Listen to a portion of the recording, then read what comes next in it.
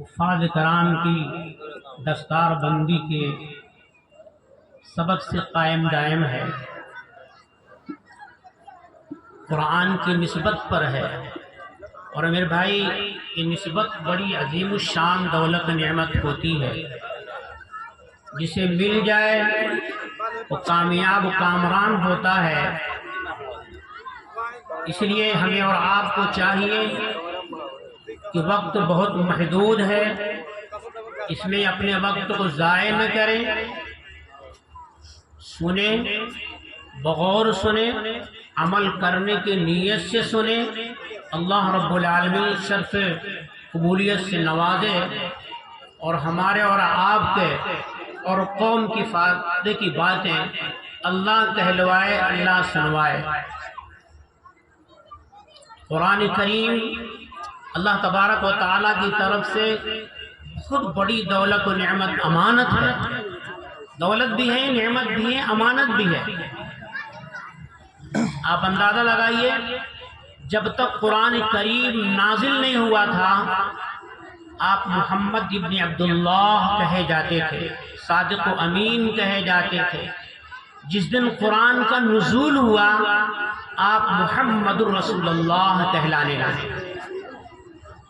قرآن کے نازل ہونے سے پہلے کعبہ نہیں تھا، تو بت کدا تھا۔ قرآن کے نازل ہونے سے پہلے انسانیت حیوانیت میں تبدیل ہو چکی تھی۔ اللہ رب العالمین نے مشینری بنائی ہے، جیسے کوئی کمپنی کوئی مشین بناتی ہے، وہ مشین جہاں جاتی ہے جس کمپنی میں لگنے کے لیے، اس کے ساتھ میں ایک کتابچہ ہوتا ہے، کیٹلاگ ہوتا ہے۔ وہ مشینری کیسے چلے گی، اس میں دستور اور قواعد لکھے ہوئے ہوتے ہیں کہ اس کے مطابق اگر نٹ اور بولٹ کسے جائیں گے اور اس کو یہاں سے چالو کیا جائے گا، یہاں تیل اور کیا ڈالا جائے گا اور یہاں پٹے لگائے جائیں گے، تب یہ اسی کتابچے کے مطابق اگر یہ چلائی جائے گی تب تو یہ فائدہ تامہ دے گی، اور اگر اس کتابچے کے مطابق نہیں چلائی جائے گی تو ناکامی ہوگی، بعد مرتبہ نقصان بھی ہوگا۔ اور کبھی کبھی کمپنی اس کتابچے کو دینے کے باوجود انجینئر بھی بھیجتی ہے تاکہ وہ پڑھ کے اس کو سمجھائے، اس کو ایسے کرو، اس کو ایسے کرو، اس کو ایسے کرو۔ تو دونوں کی ماننی ضروری ہوتی ہے۔ اسی طریقے سے اللہ رب العالمین نے اتنی بڑی مشینری یہ انسانیت کی جو بنائی ہے، جس میں اپنی خلافت عطا فرمائی ہے، اس مشینری کو چلانے کے لیے اللہ رب العالمین نے جو کتاب کا بھیجا ہے وہی قرآن کریم ہے۔ اس کو پڑھ کر سنانے والے، جن کو رسول اللہ صلی اللہ علیہ وسلم ہم کہتے ہیں، وہی انجینئر ہیں، اور آپ نے اس کو پڑھ کر بتایا اور سمجھایا۔ رسولا منہم یتلو علیہم آیاتہ ویزکیہم ویعلمہم الکتاب والحکمہ۔ یتلو علیہم آیاتہ، اللہ رب العالمین کی نشانیوں کو، اللہ رب العالمین کی آیات کو، اللہ رب العالمین کی ہدایات کو نبی پاک صلی اللہ علیہ وسلم نے پڑھ کر سمجھایا، بتایا، سکھایا۔ وَيُعَلِّمُهُمُ الْكِتَابَ، اس کتاب کی آپ نے علم سکھایا۔ وَيُعَلِّمُهُمُ الْكِتَابَ وَالْحِكْمَةَ، اور حکمت کی بھی باتیں بتائیں۔ تو قرآن کریم عظیم الشان دولت و نعمت ہے، جس کو مل گیا وہ بہت بڑی دولت و نعمت مل گئی۔ اور میرے بھائی، جس کو نہیں ملا ہے اس کو چاہیے کہ اس کو حاصل کرے، طلب کرے۔ اس کے لیے دین اور دنیا دونوں میں فائدہ ہے۔ اتنا اللہ رب العالمین سے قرب پیدا کرنے والی کوئی عبادت ریاضت نہیں ہے جتنا قرآن کریم ہے۔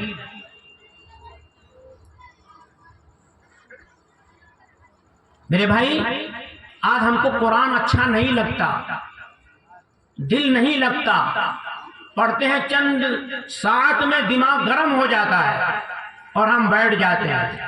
اور پڑھتے بھی بہت کم لوگ ہیں، جو پڑھتے ہیں ان کا بھی مقصد کچھ اور ہوتا ہے۔ اللہ کا کلام اللہ کے لیے کم پڑھا جاتا ہے، بہت کم پڑھا جاتا ہے۔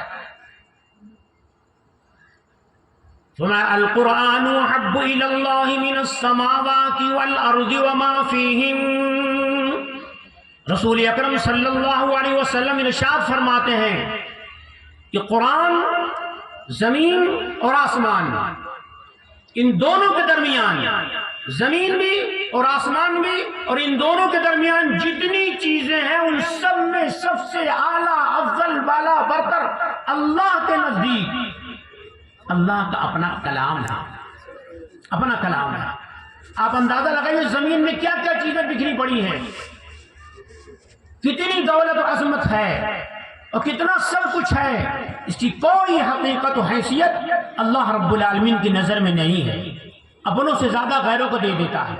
اللہ اگر توفیق نہ دے انسان کے بس کا کام نہیں۔ فیضان محبت عام تو ہے، عرفان محبت عام نہیں۔ زرداری، زمینداری، تجارت داری، وزارت داری، تھانے داری، ساری کی ساری داریاں اللہ اپنوں سے زیادہ غیروں کو دے دیتا ہے، نافرمانوں کو دے دیتا ہے۔ لیکن معرفت خداوندی اللہ اپنا قین ہے، شفیع المذنبین ہے، خطیب المسلمین ہے، اللہ کے محبوب ہیں، سید المرسلین ہیں۔ آپ تہجد میں کھڑے ہو کر دعا مانگتے ہیں، یا اللہ میرے چچا ابو طالب کو، ابو لہب کو، ابو جہل کو ایمان دے دے، قرآن دے دے، ایمان دے دے، قرآن دے دے۔ اللہ نے نہیں دیا۔ مانگنے والا کون؟ مانگتا ہے کس سے اور کیا مانگ رہا ہے؟ ہدایت مانگ رہا ہے، اپنے گھرانے کے لیے مانگ رہا ہے، ہم سب کے لیے مانگا ہے۔ اللہ انہیں ہدایت عطا فرما، انہیں قرآن عطا فرما۔ آیت آ گئی انک لا تہدی۔ علماء نے لکھا ہے اس آیت پہ کہ اس لیے نہیں ملی کہ نبی نے جس کے لیے مانگا، نبی کو طلب تھی کہ ان کو مل جائے، لیکن ان کو جن کے لیے مانگا تھا نہ ان کو طلب تھی نہ ان کو تڑپ تھی۔ قرآن سے معرفت محبت نہیں تھی، اللہ نے ان کو نہیں دیا اور دنیا میں ذلیل کیا۔ اور آخرت میں جو ہے وہ والآخرت الگ سے چیز ہے، وہ آخرت میں جو ہوگا اللہ ہم سب کو محفوظ فرمائے۔ تو قرآن معمولی چیز نہیں ہے۔ جنہوں نے قرآن کریم کو اپنایا دنیا میں کہاں پہنچے اور آخرت میں بھی کہاں پہنچے۔ حضرت عمر رضی اللہ تعالیٰ عنہ فرماتے ہیں ایک مرتبہ وہ صحابہ کے لشکر کے ساتھ ایک وادی سے گزر کے پہاڑی پر پہنچے۔ عرب کی چنچلاتی دھوپ، شدت، گرمی کی شدت، آپ وہاں رک گئے۔ صحابہ کی جماعت پوری رک گئی، پورا لشکر رک گیا۔ عرض کیا امیر المومنین آپ آگے نہیں بڑھ رہے ہیں؟ یہاں صحابی پریشان ہیں، لشکری پریشان ہیں، حیران ہیں، سرابور ہیں پسینے میں۔ حضرت عمر رضی اللہ تعالیٰ عنہ فرماتے ہیں مجھے اپنے زمانے کا ایک قصہ یاد آ گیا، اپنے بچپن کا، اپنے نوجوانی کا ایک قصہ آ گیا، یاد آ گیا، واقعہ یاد آ گیا۔ آج میں اس وادی سے گزرا ہوں، ان پہاڑوں پہ گزرا ہوں، تو اللہ رب العالمین نے ہمیں روئے زمین پر رچنے بسنے والی سب سے بڑی انسانیت کی عمارت عطا فرمائی ہے۔ ایک زمانہ وہ تھا جب مجھے قرآن نہیں ملا تھا، تو میں اسی وادی میں انہی پہاڑیوں پر اونٹ چرانے آتا تھا، اور شام کو جب گھر جاتا تھا تو میرا باپ خطاب مجھے درے لگاتا تھا اور پٹائی کرتا تھا، اتنا ناقص ہے کہ تجھے جانور چرانا بھی نہیں آتا۔ جب قرآن نہیں ملا تھا تو یہ مقام تھا، اور جو قرآن مل گیا تو آپ آج امیر المومنین ہیں۔ فرحان میرے بھائی، جس سینے میں پہنچتا ہے اس سینے کو جلا بخشتا ہے، نورانیت عطا فرماتا ہے، اس سینے کو زندگی عطا فرما دیتا ہے، صاف اور شفافیت ادا کرتا ہے۔ اور آج ہمیں قرآن اچھا نہیں لگتا ہے۔ تمام انبیاء علیہ السلام کو اللہ رب العالمین نے معجزات سے نوازا تھا۔ عیسیٰ علیہ نبی علیہ السلام کو وہ پھونک دی تھی کہ آپ جسماں دم کر دے، مزار پہ جاتے ہیں اور کہتے قم باذن اللہ، باس مردہ کھڑا ہو جاتا۔ یہ معجزہ تھا۔ جس کے نابادر ذات نابینا ہے، کوئی مریض ہے، آپ اس پہ ہاتھ پھیرتے، مسح کرتے، وہ اچھا ہو جاتا۔ اس لیے آپ کو مسیح علیہ السلام بھی کہا جاتا ہے۔ یہ اللہ نے آپ کو معجزہ عطا فرمایا تھا۔ مٹی کی چڑیا بنائی، قم باذن اللہ، فر سے اڑ گئی، یہ معجزہ عطا فرمایا تھا۔ موسیٰ علیہ نبی علیہ السلام کو ید بیضا دیا تھا، یوں ہاتھ دبایا اور یوں کیا تو اس کی روشنی سورج سے بھی زیادہ ہوتی تھی۔ آپ کو عصا تھا، اس کو ہاتھ میں رکھتے تو لٹھیا بن جاتا، سوٹا بن جاتا، چھوڑ دیتے تو اژدہا بن جاتا۔ ثعبان مبین۔ داؤد علیہ السلام کے ہاتھ میں بھاری بھرکم لوہا آتا اور گیلی مٹی کے طرح لڑیاں کڑیاں جو چاہے بنائے، یہ معجزہ تھا۔ یوسف علیہ السلام کو ایسا معجزہ عطا فرمایا تھا حسن کا کہ بھوکا پیاسا آدمی اگر ایک نظر دیکھ لے تو مہینوں تک کی بھوک پیاس ختم ہو جاتی تھی، وہ حسن ملا تھا، یہ معجزہ تھا۔ سلیمان علیہ السلام کا تخت بغیر کسی انجن پیٹرول کے غدو معاشیہ، کبھی صبح یہاں اس شہر میں شام اس شہر میں گھوما پھرا کرتا تھا، یہ معجزہ تھا۔ آپ کو تمام پرند درند جرند سب کی بولیاں آپ کو آتی تھی، جناتوں پر بادشاہ، پرندوں پر بادشاہ، ساری کائنات پر آپ کی بادشاہ، بحری بھی اور بری بھی، سب پر چند پرند درند، ان سب پر آپ کی حکومت تھی، ان کی بولیاں سمجھتے تھے، یہ معجزہ تھا۔ معجزہ اس لیے دیا جاتا تھا تاکہ اللہ کے بھٹکے ہوئے بندوں کو اس کے ذریعے سے اللہ تک انبیاء اکرام علیہ السلام پہنچائیں۔ جو کٹ گئے تھے ان کو جوڑ دے اللہ سے، عاجز کر دینے والی چیز، یعنی غیر نبی اس کو نہیں کر سکتا۔ یہ تمام انبیاء علیہ السلام کو اللہ رب العالمین نے معجزہ عطا فرمایا تھا۔ میرے آقا صلی اللہ علیہ وسلم کو اتنے معجزات ملے تھے کہ میرے بھائی ہم اور آپ تو زبان سے شمار نہیں کر سکتے۔ ایک لشکر میں پانی ختم ہو گیا، صحابہ نے شکایت کی، یا رسول اللہ پانی ختم ہے، کسی کے پاس نہیں ہے، نہانا ہے، دھلنا، وضو کرنا، نماز پڑھنی، پینا، کھانا پکانا۔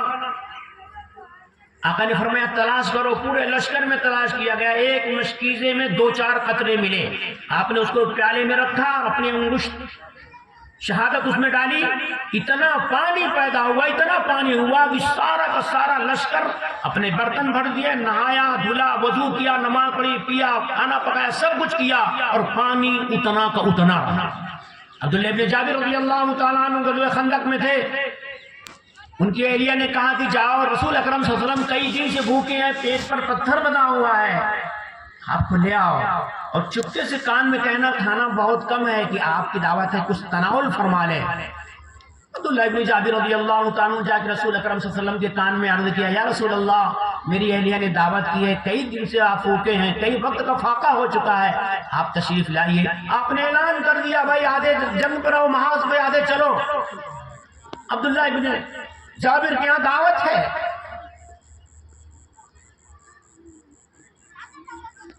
بھاگے بھاگے کے غضب ہو گیا کہ میں نے تو آقا کو تنہا بلایا، پوری لشکر لے کے میں نے کہا کہ ان کی اہلیہ نے کہا میں نے تو آپ کو تنہا بلایا تھا، کہا میں تو تنہا ہی کے لیے کہا تھا، کان میں کہا، آپ نے خود اعلان فرما دیا۔ قربان جائیے صحابہ کرام پر۔ وہ عورت کہتی ہیں، صحابیہ کہتی ہیں، اگر نبی نے کہا ہے تو وہ جانے اللہ جانے، اتنا ایمان تھا۔ نبی کریم صلی اللہ علیہ وسلم تشریف لائے اور کہا کہ آٹے پر کپڑا ڈال دیا، کہا اس میں سے نکالتے رہنا، روٹی بناتے رہنا، اور پتیلی کو آگ پہ چڑھا دیا ہے اور اس میں سے بھن بھن بھن کر، اور بکری کا جو چھوٹا سا بچہ تھا پکایا تھا، آپ اس میں سالن نکال رہے ہیں، صحابہ کی جماعت کھا رہی ہے اور کھاتی جاتی ہے، پکاتی جاتی ہیں، کھاتی جاتی۔ آپ کا کام جلا کر ختم بھسم کرنا، لیکن آپ کی نبوت اور رسالت کو تسلیم کر رہی ہے، اور آپ نے نکال کر شروع کیا، ساری کی ساری جماعت کھا گئی، شوربہ پتیلی میں اتنا کا اتنا ہی رہا اور آٹا اتنا کا اتنا رہا۔ یہ نبی کریم صلی اللہ علیہ وسلم کا معجزہ تھا۔ اسی طریقے سے میرے بھائی بے شمار معجزات، آپ مکہ المکرمہ سے مدینہ پاک ہجرت فرما کے جا رہے ہیں، وہ سنگلاخ پہاڑیاں، وہ میدان آپ لوگوں نے جن کو اللہ نے نصیب فرمایا، دیکھا ہوگا روڈ پہ اگل بغل دائیں بائیں وہ چلنے لائق نہیں ہے۔ میرے آقا کیسے 445 کلومیٹر کا سفر اتنی دیر میں کیسے چلے ہوں گے؟ ساتھ میں ابو بکر صدیق رضی اللہ تعالیٰ عنہ، دیکھا کہ بیابان جنگل میں ایک جھوپڑی ہے، آپ وہاں گئے، کچھ پانی مل جائے، کچھ کھانا مل جائے، بھوکے پیاسے جا رہے ہیں، دیکھا کہ وہاں ایک بڑھیا بیٹھی ہوئی ہے اور کوئی نہیں ہے، اور ایک دبلی پتلی بکری بندھی ہوئی ہے، آپ صلی اللہ علیہ وسلم نے اس بڑھیا سے کہا کہ کچھ ہو تو کھانے کو دے دو. کہا کچھ نہیں ہے بیٹے. کہا پانی ہو تو دے دو. بڑھیا دیکھنے عجیب نوجوان ہے. کہا کہ آپ کہیں تو اس بکری سے میں کچھ دودھ دوں. لگے تو بکری بالکل ہڈی ہے, اس میں تو کچھ بھی نہیں ہے, ابھی تو بچہ بھی نہیں دیا ہے. آپ نے فرمایا اجازت دے دو. بڑھیا نے کہا جا نکال لے. آپ نے اس بکری کے تھن پر جو ہاتھ پھیرا تو اتنا دودھ پیدا ہوا, اتنا تھن دودھ سے بھر گیا کہ آپ نے پیا, ابو بکر صدیق نے پیا, بڑھیا کو پلایا اور کہا تمہارے جتنے برتن ہیں گھر میں سب لاؤ. سارے برتنوں کو بھر دیا. اور بڑھیا دیکھتی رہ گئی اور تعجب سے دیکھتی رہ گئی. عجیب نوجوان ہے, ایسا خوبصورت ناک, ایسی بال, ایسے کان, ایسے آنکھ, ایسی آپ کا جسم پورا, جو حلیہ نبی کریم صلی اللہ علیہ وسلم کا اس بڑھیا نے جس کا نام ام معبد تھا بتایا ہے, صحابہ کرام نے بھی نہیں بتایا. پوری کتاب ہے پڑھائی جاتی ہے شمائل ترمذی کے نام سے. یہ کیا تھا؟ یہ معجزہ تھا. اسی طریقے سے میرے بھائی نبی پاک صلی اللہ علیہ وسلم کو اللہ رب العالمین نے اپنا کلام دیا تھا. یہ معجزہ تھا. عرب کے سارے فصحاء, بلغاء, ادباء اور سارے کے سارے شعراء عاجز آ گئے اور قرآن کریم کا مقابلہ نہیں کر سکے. جس چیز کا عروج جس زمانے میں زیادہ تھا, اسی زمانے میں اسی معجزہ کو لے کر انبیاء کو اللہ رب العالمین نے بھیجا ہے. جسے طبابیت سب سے زیادہ اعلیٰ پیمانے پہ تھی, تو عیسیٰ علیہ السلام کو اللہ تبارک و تعالیٰ نے مبعوث فرمایا. اسی طریقے سے زبان دانی پر ناز تھا, اپنے ادب پر, اپنے شعر پر, بڑے بڑے لوگوں کو جو ناز تھا, خانہ کعبہ کے کونوں پر لٹکایا کرتے تھے, اس شعر کا کوئی جواب دے دو بات ہو جائے, لیکن کوئی جواب نہیں دے پاتا تھا. اسی موقع پر اللہ رب العالمین نے نبی کریم صلی اللہ علیہ وسلم کو قرآن جیسا معجزہ دے کر نازل فرمایا. جب قرآن کریم نازل ہوا تو سارے کے سارے مل کر رات بھر محنت کر کے ایک ایک شعر کہتے, لیکن قرآن کریم کی آیت جب پڑھی جاتی اس شعر کے مقابلے میں تو سب ہیج در ہیج ہو جاتے, شرم کے معنی سے فوراً پھاڑ دیتے, اور قرآن کریم کا کوئی جواب نہیں تھا. تو یہ معجزہ بھی تھا. اب یہ جتنے انبیاء آئے وہ سب کے سب چلے گئے, ان کے معجزات بھی چلے گئے. جب انبیاء نے پردہ فرمایا تو معجزات بھی چلے گئے. آدنا یوسف علیہ السلام کو وہ حسن ہے, نہ موسیٰ علیہ السلام کو وہ عصا اور ید بیضا ہے, نہ عیسیٰ علیہ السلام کی وہ دم و پھونک ہے, وہ مسا ہے, نہ داؤد علیہ السلام کے ہاتھ میں بننے والا لوہا پگھل جاتا تو وہ ہے, نہ سلیمان علیہ السلام کا تخت ہے, نہ ابراہیم علیہ السلام کی بنائی ہوئی آگ میں وہ معجزہ جو گلزار بننے وہ نہیں ہے. آج کچھ بھی نہیں ہے. تمام انبیاء چلے گئے, میرے آقا صلی اللہ علیہ وسلم بھی تشریف لے گئے, لیکن یہ معجزہ یہ قرآن کریم آج تک ہے اور قیامت تک رہے گا. جس دن قرآن کریم کو اٹھایا جائے گا, اس دنیا کی اینٹ سے اینٹ بجا دی جائے گی. اگر میں قسم کھا کے کہوں کہ آسٹریلیا کے میلبورن سے لے کر, سڈنی سے لے کر اور امریکہ کے لاس اینجلس کا بری اور بحری جتنے جاندار ہیں, حیوانات ہیں, ان سب کو جو رزق دیا جا رہا ہے وہ خدا وحدہ لا شریک له کی قسم ہے قرآن کریم کے صدقے میں دیا جا رہا ہے, تو میں حالف نہیں ہوں. قرآن وہ چیز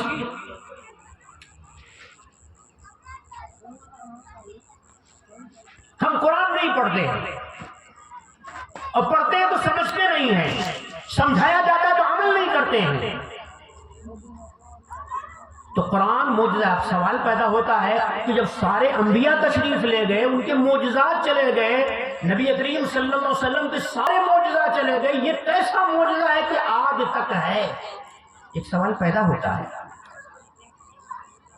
یہ معجزہ کیوں باقی ہے؟ تو میرے بھائی یہ معجزہ یوں باقی ہے کہ یہ معجزہ جو ہے, یہ قرآن کریم جو ہے, یہ قرآن اللہ کی صفت ہے, اللہ کی صفت ہے. یہ علماء کرام بیٹھے ہیں, یہ عربی کا ایک قاعدہ بتاتے ہیں کہ صفت اپنے موصوف سے کبھی جدا نہیں ہوتی. صفت اپنے موصوف سے کبھی جدا نہیں ہوتی. مثال سے بات سمجھو, جیسے آگ ہے یہ موصوف ہے, آگ کی گرمی جو ہے وہ صفت ہے. آگ کی گرمی کوئی ختم نہیں کر سکتا ماکلال جب تک آگ ہے. آگ کی گرمی کو، اس کی شدت کو ختم کرنا ہے تو آگ کو ختم کرو، یعنی موسم کو ختم کرو تو صفت. برف ہے، برف کی صفت ٹھنڈک ہے، برف کی ٹھنڈک کوئی ختم نہیں کر سکتا. برف موصوف ہے، ٹھنڈک صفت ہے. یہ صفت اور موصوف کبھی جدا نہیں ہو سکتے.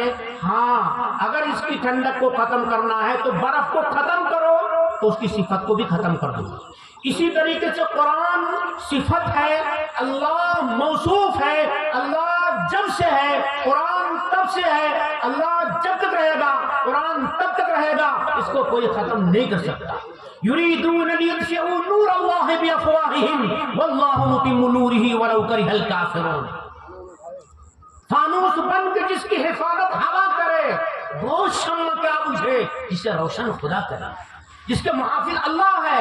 انا نحن نزلنا الذکر وانا لہ لحافظون. ہم اس ذکر کو، ہم اس معجزے کو، ہم اس قرآن کو نازل کرنے والے ہیں اور ہم بھی اس کے محافظ ہیں. تو سب سے بڑا حافظ اللہ، سب سے بڑا قاری اللہ، سب سے بڑا قاری اللہ. تو قرآن وہ ہے جو اللہ کی صفت ہے، اس کو نیستی نہیں جیسے اللہ کو نیستی نہیں. یہ ہمیشہ سے ہے، ہمیشہ رہے گا. قیامت کے قرب پر جب اس کو فیوض برکات کو اٹھایا جائے گا تو جبریل امین علیہ السلام قرآن کریم کو لوح محفوظ میں لے جا کر ویسے رکھ دیں گے جیسے پہلے تھا. یہ کاغذات، یہ روشنائی نہیں، وہ قرآن کریم جو اللہ رب العالمین کی صفت ہے.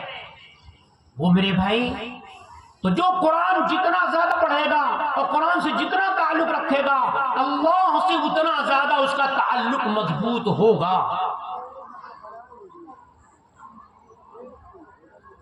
یریدون لیطفئوا نور اللہ بافواہہم واللہ متم نورہ ولو کرہ الکافرون. کوئی چاہے کہ میں اس کو اپنی پھونکوں سے بجھا دوں، اس کو ہرگز بجھا نہیں سکتا، ختم نہیں کر سکتا.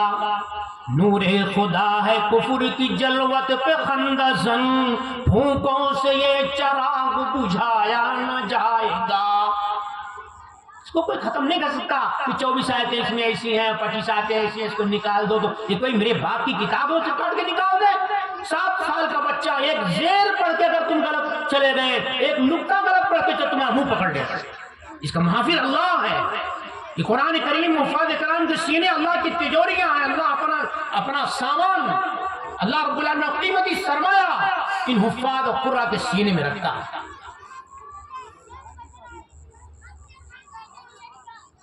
جس طریقے سے ہمارے گھروں میں کمرے ہوتے ہیں، اس میں روشن دان ہوتا ہے، اس میں کھڑکیاں ہوتی ہیں، اس میں دروازہ ہوتا ہے.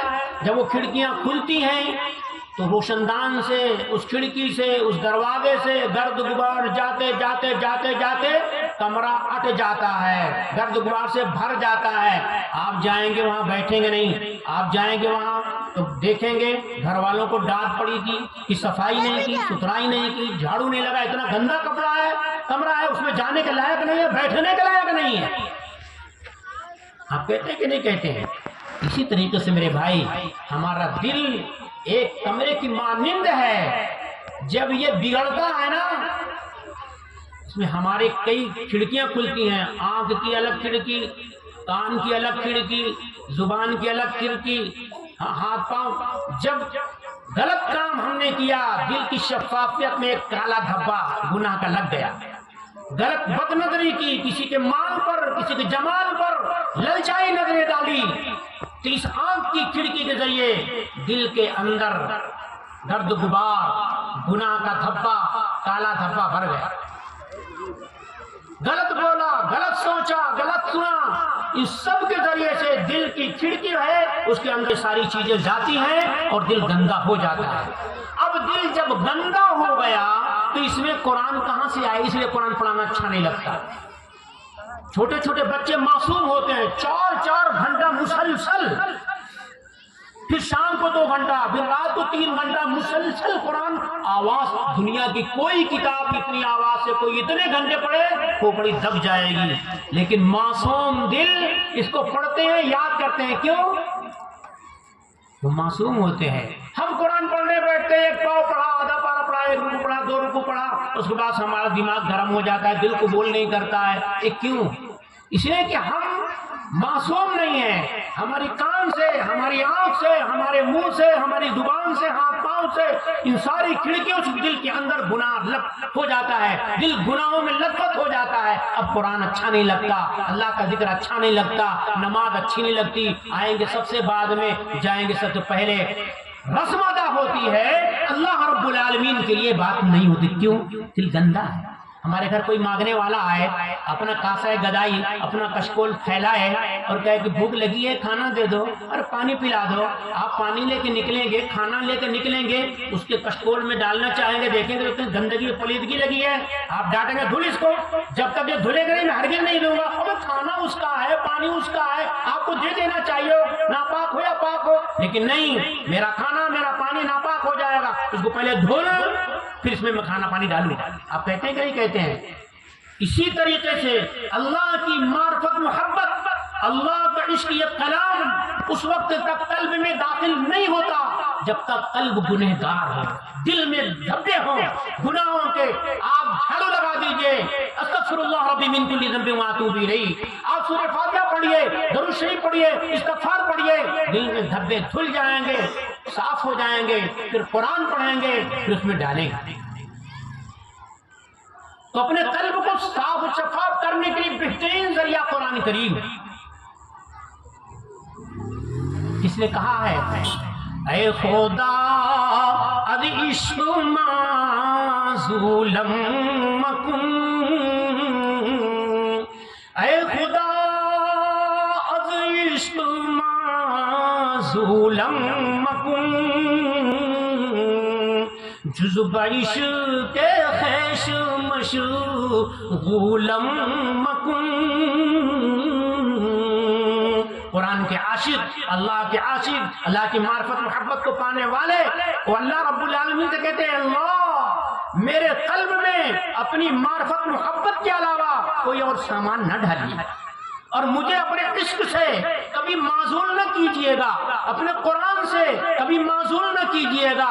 اپنے عشق، اپنے قرآن اور اپنی بات سے، اپنے نام سے، اپنے ذکر سے اے اللہ کبھی معزول نہ کرنا.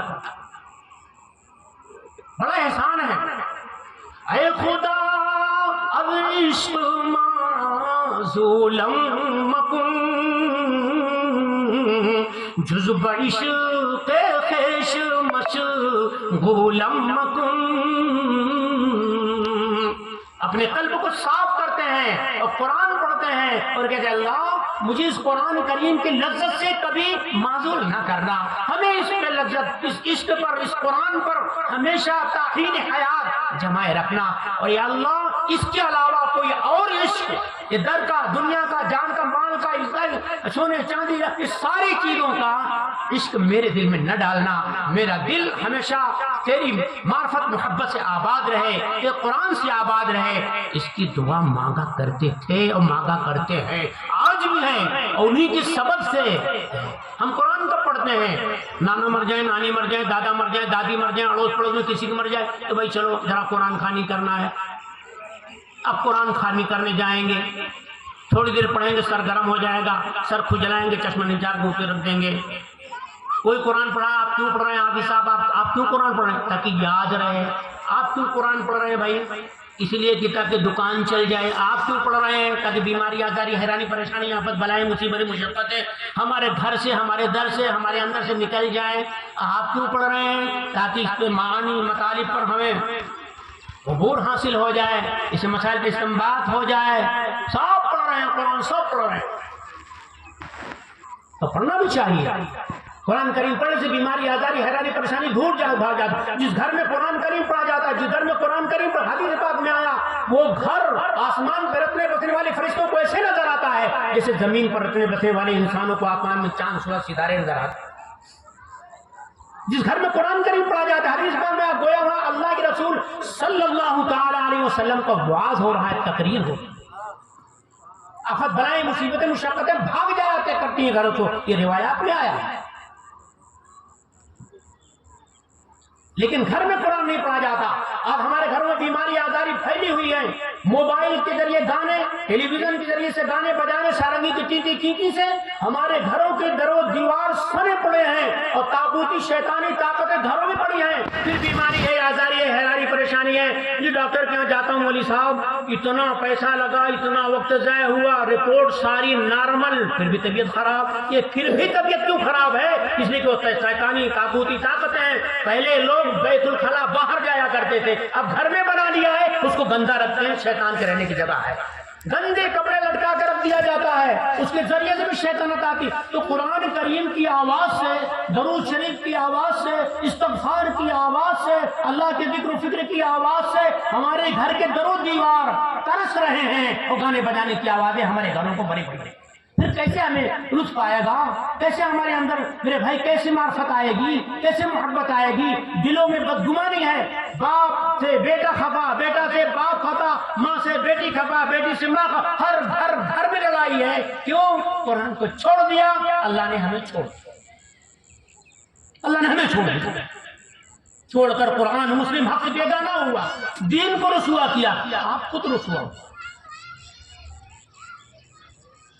غضب ہے آج، غضب ہے ہم کو اب حاصل نہیں ہے رتب روحانی، بلا دی آہ دل سے ہم نے تعلیمات قرآن، اپنے دل سے تعلیمات قرآن کو، قرآن کی ظاہری چیز کو، باطنی کو چھوڑو، معنی مطالب اس پر عمل کرنا تو دور کی بات ہے۔ علماء نے میرے بھائی لکھا ہے، حدیث پاک میں آیا ہے، میرے آقا نے فرمایا جب بندہ قرآن پڑھتا ہے، صاف شفاف ہو کے اللہ کے لیے پڑھتا ہے، اللہ کے لیے پڑھتا ہے، تو پھر اللہ رب العالمین جواب دیتا ہے۔ جب بندہ کہتا ہے بسم اللہ الرحمن الرحیم الحمدللہ رب العالمین، اللہ فرماتا ہے حمیدنی عبدی، میرے بندے نے میری تعریف کی۔ جب بندہ کہتا ہے الرحمن الرحیم، تو اللہ رب العالمین ارشاد فرماتا ہے اثنا علی عبدی، میرے بندے نے میری ثنا بیان کی۔ جب بندہ کہتا ہے مالک یوم الدین، تو اللہ فرماتا ہے مجدنی عبدی، میرے بندے نے میری مجد بیان کی، میری بزرگی بیان کی۔ جب ٹھہر ٹھہر کر قرآن پڑھتا ہے تو اللہ رب العالمین ہر چیز پر جواب دیتا ہے۔ جب بندہ کہتا ہے ایاک نعبد و ایاک نستعین، تو اللہ رب العالمین فرماتا ہے یہ میرا اور میرے بندے کے درمیان کی چیز ہے، میری عبادت کر رہا ہے اور مجھ سے مدد مانگ رہا ہے، میں اس کی عبادت کو قبول کروں گا، میں اس کی مدد کروں گا۔ تو قرآن ایسے پڑھا جاتا ہے۔ شیخ الاکبر محی الدین ابن العربی رحمۃ اللہ علیہ، اپنے اساتذہ سے میں نے سنا ہے، وہ کہا کرتے تھے جب میں الحمدللہ رب العالمین ڈوب کر اس کے معنی مطالب میں پڑھتا ہوں تو مجھے آواز آتی ہے، میرا اللہ کہتا ہے حمدنی عبدی، میرے بندے نے میری حمد بیان کی، اور میں الرحمن الرحیم اس وقت تک نہیں کہتا جب تک یہ آواز مجھے نہ آ جائے۔ الرحمن الرحیم، جب میرا اللہ کہتا ہے اثنا علی عبدی، میرے بندے نے میری تعریف، میری ثنا بیان کی، تب میں مالک یوم الدین کہتا ہوں۔ تو ایسے ایسے نفوس قدسیہ تھے جو قرآن پڑھتے تھے تو اللہ رب العالمین کے لبے۔ آج ہم ہیں، اس لیے فرمایا کہ ائمہ کرام کو چاہیے کہ سورہ فاتحہ کے ہر آیت پر وہ ٹھہرے، وقف کرے، نہ تو قرآن کیا پڑھا جاتا ہے الحمدللہ رب العالمین اللہ اکبر، یہ قرآن آپ پڑھا جاتا ہے، یہ قرآن نہیں ہے۔ میرے حفاظ کرام، ہمارے بھائی، قرآن کو قرآن سمجھیں اور قرآن کو قرآن کی طرح پڑھیں۔ تو میں کہتا ہوں میرے بھائی، جب آپ وضو بنائیں، آؤ آج ان سے، بھائی سے، نانا سے، پھوپھی سے، امی سے، خالہ سے، ان سب سے بات کرتے ہو، دوستوں سے گھنٹوں گھنٹوں بات کرتے ہیں، اپنے محبوبوں سے سب سے بات کرتے ہیں۔ ارے چلو آج اللہ سے بات کریں جو میرا خالق ہے، میرا رازق ہے، جس نے دل دیا، دماغ دیا، آنکھ دیا، ہاتھ دیا، پاؤں دیا، سب کچھ دیا، آج اس سے باتیں کریں تو وضو بناؤ اور آؤ اور 2 رکعت نماز پڑھو اور صلاۃ الحاجت کی نیت کرو، صلاۃ الشکر کرو اور تمام نیت کر کے جب آپ اطمینان سے قرآن کریم پڑھیں گے تو آپ کو لطف لذت آئے گا، قلب صاف شفاف ہو جائے گا، آپ کا جب دل صاف ہوگا تو آپ مکمل صاف ہو جائیں گے۔ نبی کریم صلی اللہ علیہ وسلم نے ارشاد فرمایا کل بنی آدم فی الجسد المضغہ فإذا صلحت صلحت کل وإذا فسدت فسدت کل الا وهي القلب، او کما قال علیہ الصلوۃ والسلام۔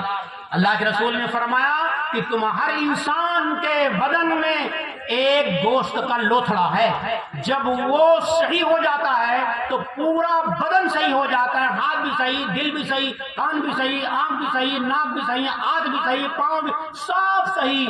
فَإِذَا صَلَحَتْ صَلَحَ الْجَسَدُ كُلُّهُ، پورا بدن صحیح ہو جاتا ہے۔ وَإِذَا فَسَدَتْ فَسَدَ الْجَسَدُ كُلُّهُ، پھر جب وہ خراب ہوتا ہے، سڑ جاتا ہے، بیکار ہو جاتا ہے، اس میں فساد پیدا ہو جاتا ہے تو انسان کا سارا بدن سڑ جاتا ہے، سارا بدن پھر خیر کی امید اس جسم سے، اس ہاتھ سے، اس آنکھ سے، اس زبان سے نہیں پیدا ہوتا۔ پھر آخر میں فرمایا الا، ارے سنو سنو، وہ گوشت کا ٹکڑا کیا ہے؟ وہ دل ہے، دل۔ الا وہی القلب، وہ دل ہے، دل۔ تو دل کو سنبھالنا اور دل کو سنوارنا، یہ جگہ فرمایا اللہ رب العالمین کیا فرمایا یوم لا ينفع مال ولا بنون الا من اتى الله بقلب سلیم۔ میدان محشر میں قیامت کے دن اللہ رب العالمین کا ارشاد ہے، یہ اعلان ہوگا آج کسی کی طاقت کام نہیں آئے گی۔ یوم لا ينفع مال ولا بنون، اربوں خربوں میں کھیلا کرتا تھا، اس کا کام بن جائے گا، بڑا فوج والا تھا، بڑی طاقت والا تھی، بڑے بیٹوں والا، نہیں نہیں نہیں نہیں، وہاں نہیں، وہاں پھر یہ کوئی نہیں کام، نہ طاقت والا، نہ پیسے والا، نہ روپے والا، نہ حسن والا، نہ جمال والا، کوئی کامیاب نہ ہو، کوئی کامیاب نہیں ہو سکتا۔ پھر کون کام ہوگا، کون کامیاب ہوگا؟ الا من اتى الله بقلب سلیم، مگر ہاں وہ کامیاب ہوگا جو سنبھلا ہوا، سنورا ہوا، بنایا ہوا، صاف و شفاف دل لے کے جائے گا۔ جس کا دل بنا ہوا ہوگا وہ کامیاب ہوگا، اور دل بنے گا قرآن کریم سے۔ اس لیے اللہ رب العالمین کو راضی کرنے کے لیے اللہ کا کلام پڑھو، اللہ کا ذکر کرو، اللہ کو یاد کرو، تمہارا دل بنے گا تو سب کچھ بن جائے گا۔ ورنہ میرے بھائی اگر آپ صرف مغفرت کے لیے قرآن کریم پڑھیں گے مغفرت ہو جائے گی، برکت کے لیے قرآن پڑھی کریں برکت آ جائے گی، بیماری آزاری حیرانی پریشانی بھگانے کے لیے قرآن کریم پڑھیں گے وہ بھاگ جائیں گی، لیکن اللہ رب العالمین کی ذات تم کو نہیں ملے گی۔ اس لیے کہ اللہ رب العالمین کے لیے ہم نے نہ نماز پڑھی۔ بہت سارے لوگوں سے پوچھتا آپ یہ روزہ کیوں، ابھی روزہ رکھ رہا 6 ماہی روزہ عید کے بعد، مجھے بھائی کیوں آپ رکھتے ہیں روزہ؟ ارے میں سب رکھتے ہیں، میں بھی رکھتا ہوں، وہ بھی رکھ رہا ہے تو فلاں اس لیے میں بھی رکھتا ہوں۔ آپ قرآن پڑھ رہے، قرآن پڑھتے ہیں تاکہ ہمیں قرآن پاک پڑھنے میں مزہ آتا ہے، تو میرے بھائی پڑھنا ٹھیک ہے بہت، لیکن نیتوں کو درست کرو کہ ہم قرآن کو اللہ رب العالمین کے لیے پڑھیں گے۔ اللہ رب العالمین، آپ گھر بنواتے ہیں نا تو گھر دیکھا جس کا گھر بہت اچھا ہے ایسے گھر بنائیں گے، اس کی گاڑی بہت اچھی ہے ایسی گاڑی بنائیں گے، اس کا مکان اچھا ہے، اس کا کپڑا اچھا ہے ایسا کپڑا سلائیں گے، اس کا یہ ایسا، اس کا وہ ایسا، ایسی سواری لائیں گے۔ یہ سب کا سب ہم کرتے ہیں اور اسی کا نام ہے اتباع۔ اتباع کس کا نام ہے؟ کسی کے پیچھے پیچھے چلنا، اس کے مکان ایسا ایسا مکان کی گاڑی ہے، خیر میں تفصیل میں نہیں جانا چاہتا۔ اتباع تو سب کی ہو رہی ہے، رسول مقبول صلی اللہ تعالی علیہ وسلم کی اتباع نہیں ہو رہی، بس سب کی دیکھی دیکھا سب کام کر رہے ہیں۔ رسول اللہ صلی اللہ علیہ وسلم نے کیا کہا، کیا پہنا، کیا کھایا، کیسی بول، کیسی چال، اس کو ہم نہیں دیکھتے، یہی اتباع ہے۔ تو ہم جب مکان بناتے ہیں اس میں روشن دان، کھڑکی اور دروازے سب لگاتے ہیں، پوچھا جائے بھائی کیوں لگا رہے ہو تو آپ جواب دیں گے اس لیے لگا رہے ہیں تاکہ روشنی آئے، دھوپ آئے اور اندر کی گندی ہوا باہر چلی جائے، آکسیجن باہر چلی جائے، اور باہر کی اچھی فضا جو ہے، اچھی ہوا وہ اندر آ جائے. یہی تو مقصد ہوتا ہے ہمارا گھر بنا کھڑکی لگانے کا. اسی لیے کھڑکیاں روشن دان لگائے جاتے ہیں. لیکن میرے بھائی اگر آپ کھڑکی گھر بنانا اس میں کھڑکی لگائیں گے، کیوں لگاؤ گے؟ یہ نیت کرتے کھڑکی اس لیے لگاؤں گا، روشن دان اس لیے لگاؤں گا کہ مسجد سے اذان کی آواز روشن دان کھڑکی کے ذریعے سے میرے کان میں آئے گی، میں فوراً نماز کے لیے جاؤں گا، باجماعت نماز پڑھوں گا. یا یوں نیت کرتے کسی کے چیخنے چلانے کی، انسان کے، حیوان کی کوئی آواز میرے کان میں اس کے ذریعے سے پہنچے گی، میں فوراً اس کی مدد کے لیے جاؤں گا. اس نیت سے اگر کھڑکی لگاتے اور ابھی نیت کی تھی کھڑکی نہیں لگائی اور تجھے ثواب ملنا شروع ہو جاتا، اور کھڑکی جب تک لگی رہے گی تجھے ثواب ملتا رہے گا، صدقہ جاریہ بن جائے گا، تو دنیا سے چلا جائے گا. کھڑکی جب تک رہے گی تجھے ثواب ملتا رہے گا. نیت کرنے میں اتنا بڑا فائدہ ہوتا. اچھا جب اس نیت سے تم نے کھڑکی لگائی تھی تو اس سے ہوا آنی بند ہو جاتی؟ ذرا بولو، اس سے روشنی آنی بند ہو جاتی؟ ہاں، اس سے گندی ہوا آنی جانی ختم ہو جاتی. وہ تو مفت کی چیز تھی، اسی لیے ہم قرآن پڑھتے ہیں ان کی مغفرت ہو جائے، اس میں برکت آ جائے، ان کی عظمت آ جائے. یہ تو مفت کی چیز تھی. قرآن کو اللہ کے لیے پڑھتا، اللہ مل جاتا. من کان للہ کان اللہ لا، جو اللہ کا ہو گیا اللہ اس کا ہو گیا. ایک چھوٹا سا واقعہ سنا کے اپنی بات کو ختم کر رہا ہوں. ہارون رشید ایک بہت بڑا بادشاہ گزرا. کئی بر اعظم پر اس کی حکومت تھی. تو اس کے دربار میں رومی، شامی، غلام اور بادیاں بڑے اچھے، بڑے خوبصورت، بڑے طاقتور، بڑے فلاں ابن فلاں، فلاں ابن فلاں سب تھے. لیکن وہ ایک حبشے کی باندی تھی، کالی کلوٹی تھی، شکل و صباحت بہت اچھی نہیں تھی. اسے بہت پیار کرتا تھا. جب دیکھو تب اس کی باتیں کر رہا ہے، اسے سامان منگا رہا ہے، اسے ہم کلامی ہو رہی ہے، اسے ہاتھ بول رہا ہے. تو لوگوں نے کہا یار بادشاہ واقعی پاگل ہوتے ہیں، اتنے خوبصورت تو باندیاں اور غلام اس کے یہاں موجود ہیں، اور یہ اسی کالی کلوٹی جب دیکھو تب دل لگائے رہتا ہے. تو بادشاہ علم دوست تھا، سمجھدار تھا، اس نے کسی کو جواب نہیں دیا. کچھ دنوں کے بعد ہارون رشید نے بہت بڑے اپنے حال میں سونا، چاندی، ہیرے، جواہرات اور جو بھی اس زمانے کے ہاتھی گھوڑے تھے سب کو جمع کیا، اور سارے کارندوں کو، عمراء، وزراء، سارے کو سب کو جمع کیا، اور کہا دیکھو میں تم لوگوں کے کارج کرموں سے بہت خوش ہوں، بڑا حکومت کو فائدہ ملا ہے. یہ انعام کے طور پر اتنا بڑا گجہر گاجا گیا ہے سونے چاندی کا. تم جو جس کو پسند ہو اس پہ ہاتھ رکھ دے تو اس کا ہو جائے گا. تو لوگوں نے تأمل کیا، آنکھیں کھلی، کہا واقعی بات ہے. کہا ہاں، تو جس نے جس پہ ہاتھ رکھا، سونے پر، چاندی پر، ہیرے پر، جواہرات پر، ہاتھی پر، گھوڑے پر، مکان پر، دکان پر، جس پہ جو طبیعت چاہیے، جو پسند آیا اس پہ ہاتھ رکھ دیا. بادشاہ نے اس کو دے دیا، اور وہ کالی کلوٹی جو لڑکی تھی حبشن، وہ وہیں کی وہیں کھڑی رہ گئی. تو ہارون رشید نے پوچھا کہ تجھے کوئی چیز پسند نہیں آئی؟ کہا پسند تو آئی ہے، لیکن وہ بڑی قیمتی چیز ہے، پتہ نہیں آپ مجھے دیں یا نہ دیں، اس لیے میں نے اس پہ ہاتھ نہیں رکھا. ہارون رشید نے کہا کہ دیکھ تیرے سامنے سارا سب کچھ لٹ گیا، پٹ گیا، اب تجھے باقی کیا ہے؟ کہا نہیں، وہ چیز تو بھی باقی ہے. تو کہا پھر میں وعدہ لیتا ہوں سب کے سامنے، میں وہ چیز تجھے دے دوں گا. تو یہ سنتے وہ باندھی جو کالی کلوٹی وہاں سے چھلانگ لگا کر ہارون رشید کی کھوپڑی پہ اپنا ہاتھ رکھ دیا. کیا پسند ہے مجھے؟ نہ مال و دولت، نہ محل، نہ یہ چیزیں، تو کوئی چیز تو نہیں ہے. ہمیں تو کیا پسند ہے؟ ہارون رشید پسند ہے. حالانکہ وہ کون تھی؟ وہ عورت تھی، مرد نہیں. عورتوں کو سونا، چاندی، ہیرے، جواہرات اتنا پسند ہے، اتنا پسند ہے، اتنا اپنی زندگی سے زیادہ، اپنی زندگی سے زیادہ پسند ہے. کتنا بھی دے دے کم ہی کم ہے. حالانکہ نہ کھانے کی چیز، نہ دکھانے کے لیے کبھی کبھی پہنتی ہے، اور زینت بھی اپنے مردوں کے سامنے، اپنے مردوں کے لیے خوش کرنے کے لیے نہیں کرتی، کسی غیر کو ریاکاری کے لیے پہنتی ہے. زکوٰۃ نہیں دیتی ہے. اپنی زندگی سے زیادہ آپ کہیں گے آپ تو زیادہ مبالغہ کر رہے ہیں، زندگی سے زیادہ کیا؟ میں آپ کو کہتا ہوں آپ گھر جائیے، آپ ابھی امتحان لے لیجئے، گھر جا کے کہیے کہ آج میں تیرے ہاتھ میں ایک تیل ٹھونکوں گا. تو کہتی ہوئی اللہ میں مر جاؤں گی، کرکٹ ہو میری کیا سزا ہے، کیا غلطی ہے، ایسے کیوں ظلم کریں گے مجھ پر؟ آپ 2 قدم آگے بڑھ کے اس کے کان میں کہیے تو کیل جو ہے نا وہ لوہے کی نہیں ہوگی، وہ سونے کی ہوگی۔ تو 2 فٹ اچھل کے کہتے سونے کی؟ آپ کہیے ہاں سونے کی ہوگی۔ تو پھر کہتی ہے ارے 1 کیل سے کیا ہوگا، پھر تو آپ یہاں ہاتھ پورے ہاتھ میں سینکڑوں کیل جتنی چاہے ٹھوک دیجیے۔ آپ کہیے کہ نہیں تو مر جائے گی، تو کہے گی بھلے مر جاؤں گی سونا تو مل جائے گا۔ ہاں سونا اتنا پسند ہے زندگی سے زیادہ۔ تو وہ عورت تھی لیکن اس نے سونا چاندی نہیں پسند۔ کس کو پسند کیا؟ ہارون رشید کو۔